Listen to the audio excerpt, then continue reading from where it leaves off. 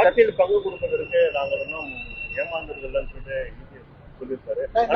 நயினார் அண்ணனுடைய பேட்டி நான் பார்த்தேன். நம்முடைய தலைவர் நயினார் அண்ணன் சொல்லியிருந்தாங்க, இந்த மாதிரி அந்த பொருள் நான் பேசல, வேற ஏதோ பொருள்ல பேசினேன் அப்படின்னு சொன்ன பிறகு இந்த விஷயம் என்னை பொறுத்தவரை நான் முடிந்ததாக கருதுகின்றேன். காரணம், நயினார் அண்ணன் சொன்னாங்க, இந்த மாதிரி எனக்கு அவர் தொலைபேசி மூலமாக அழைத்திருந்தார், நான் அந்த அர்த்தத்துல பேசல, நான் வேற ஏதோ அர்த்தத்துல பேசுறேன். ஆனா புத்தம் பொதுவாக ஒன்னை சொல்லிக்கொள்ள விரும்புகின்றேன். பாரதிய ஜனதா கட்சியை பொறுத்தவரை நாங்கள் யாரையும் ஏமாற்றுகின்ற கட்சி கிடையாது, அதே நேரத்துல ஏமாறக்கூடிய கட்சியும் கிடையாது. பாரதிய ஜனதா கட்சிக்கு ஒரு தன்மை இருக்கு, நாங்க யாரையும் ஏமாத்த மாட்டோம், நாங்க யாரையும் அடிச்சு பிடுங்க மாட்டோம், நாங்க எந்த கட்சியும் கீழே தள்ளி நாங்கள் வளர வேண்டும் என்று நினைப்பதில்லை, அதே நேரத்துல நாங்களும் ஏமாற மாட்டோம்.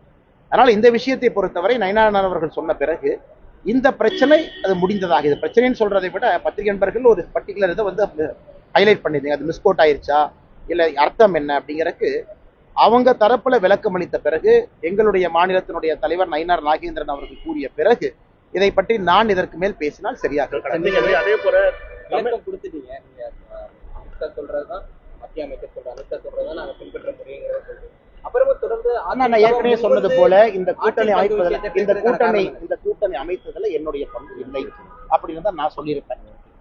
ஸோ எங்களுடைய தரப்புல சம்பந்தப்பட்ட தலைவர்கள் பேசுவாங்க. என்னுடைய முடிவுல நான் உறுதியாத்தாங்க நான் இருக்கேன். நான் எப்பவுமே முடிவை மாற்றியது கிடையாது. 2021 அரசியல் நிலைப்பாடு எதற்காக பாரதிய ஜனதா கட்சி தொண்டராக இருக்கின்றனோ அந்த நிலைப்பாடில் எந்த மாற்றம் இல்லை. அதே நேரத்தில் ஒரு விஷயத்தை நாம் புரிந்து கொள்ள வேண்டும். இன்னைக்கு தமிழகத்துல திராவிட முன்னேற்ற கழகத்தை நாம் பதவியிலிருந்து அகற்ற வேண்டும் என்கின்ற ஒற்றை நோக்கில் பயணித்துக் கொண்டிருக்கின்றோம். தலைவர்களும் புரிந்து கொள்வார்கள், முதல்ல மாதிரி அரசியல் களம் இல்ல, கட்சிகளும் வலுவிழந்திருக்கிறார். ஒரு கட்சி தனிப்பட்ட முறையில அவங்க மெஜாரிட்டியோடு ஆட்சி அமைக்க முடியுமா எனக்கு தெரியலீங்க, தெரியாது. திமுக தானாக தனியா ஆட்சி அமைப்பாங்களா தெரியாது. இன்னைக்கு திமுக ஆட்சி அமைப்பது மாதிரி எனக்கு தெரியல, மக்களுடைய கோபத்தை நான் பாக்குறேன். அதே போல எந்த ஒரு கட்சியும் தனியாக ஆட்சி அமைக்க முடியுமா, அல்ல கூட்டணி எல்லாம் சேர்த்து பலமாக எல்லா கட்சியினுடைய தொண்டர்களையும் உழைக்க வைத்து அதன் மூலம் ஆட்சிக்கு வர முடியும். அது 1980, 90, 2000 தமிழகம் அல்ல. 2024 தேர்தலே ஒரு சாட்சி, 2024 பாராளுமன்ற தேர்தல் ஒரு சாட்சி. எந்தெந்த கட்சியினுடைய வாக்கு சதவீதம் எவ்வளவு என்பது எல்லோருக்குமே தெரியுங்க. ஆனால் நான் யாரையும் குறைத்து மதிப்பிடவில்லை. அதே நேரத்தில் மற்ற கட்சிகளும் இன்னொரு கட்சியை குறைத்து மதிப்பிட வேண்டாம் என்றுதான் சொல்லுகின்றேன். இது பரஸ்பரம் எல்லா கட்சியும் இன்னொரு கட்சியை சகோதரத்துவமாக பார்க்கும் பொழுது எல்லா கட்சிகளும் இன்னொரு கட்சிக்கு உதவி பண்ணுவாங்க. இதை பொறுத்த வரைக்கும் சகோதரத்துவமாக எல்லோரும் வளர வேண்டும், எல்லோரையும் வளர்ச்சி செல்ல வேண்டும் என்பதுதான் இதுல நோக்கம், இதுல எண்ணம். அதனால இதுல தேவையில்லாத விஷயங்களை நான் பேச வேண்டாம் என்று நினைக்கின்றேன். அது பேசினாலும் அது தவறு. காலம் இருக்கிறது, காத்திருங்கள். அதே நேரத்தில் அது யார் சம்பந்தப்பட்ட தலைவர்கள் பேசியிருந்தார்களோ அவர்களுடைய பொறுப்பு, அதற்கு காத்திருக்கும். தமிழகத்துல மிகப்பெரிய ஒரு கட்சி எங்களோட கூட்டணியில இணையத்துக்கு வரப்போறாங்க அப்படின்னு சொல்லிட்டு இபிஎஸ் ஒரு தனியார் தொலைக்காட்சி கொடுத்த பேட்டி. ஆனா எனக்கு தெரியாதுங்கண்ணா, நான் எந்த பேட்டியும் பார்க்கல, யார் கொடுத்த பேட்டியும் பார்க்கல. நீங்க நேரா ஒரு கேள்வி கேட்கறீங்க, நான் ஒரு பேட்டி பார்த்துருந்தா நான் பதில் சொல்லலாம். நீங்க கேட்கிற கேள்விக்கு எனக்கு தெரிஞ்ச விஷயத்தை பத்தி நான் சொல்றேங்கண்ணா. சரி, இப்போ டிஎஸ்பி கலால் பண்ணியிருக்காரு, அவர் புரோட்டோகாலுக்கு ஏதோ அவர் வண்டி கொடுக்கலன்னு சொல்லிட்டு.